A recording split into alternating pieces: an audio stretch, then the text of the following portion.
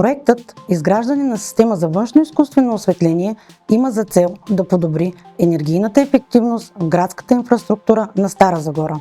Стойността на проекта е близо 1 милион евро.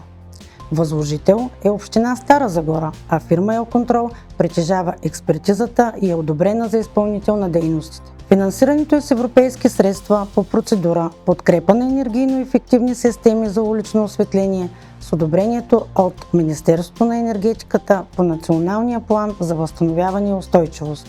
Какво включва проектът?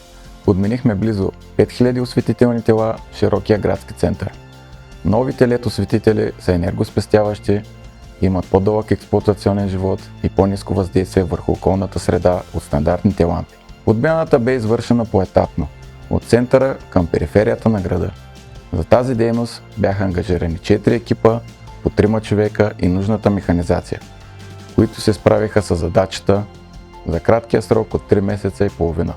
Паралелно с това бяха изградени 2 фотоволтаични централи с мощност от 29,7 кВт всяка, снабдени с батерии за съхранение на произведената енергия. Централите са изградени върху покрива на автогара Стара Загора и осигуряват електричество с нисък въглероден отпечатък за нуждите на уличната осветителна система. Третия компонент на проекта е една съществена иновация, а именно внедряването на интелигентна система за мониторинг и управление на уличното осветление в Стара Загора. Тази система е разработена изцяло от наши експерти с софтуер и контролери на Шнайдер. Тя дава възможност да се следи потреблението на електроенергия в реално време и да се оптимизират разходите. С нея на помощ поддръжката на осветителните системи, локализирането и отстраняването на аварии е максимално улеснено и автоматизирано. Какъв е очакваният ефект след изпълнението на проекта? Благодарение на енергийно ефективните системи, които вече функционират, се очаква да бъде реализирана над 30% икономия от електроенергията, необходима за осветление в община Стара Загора.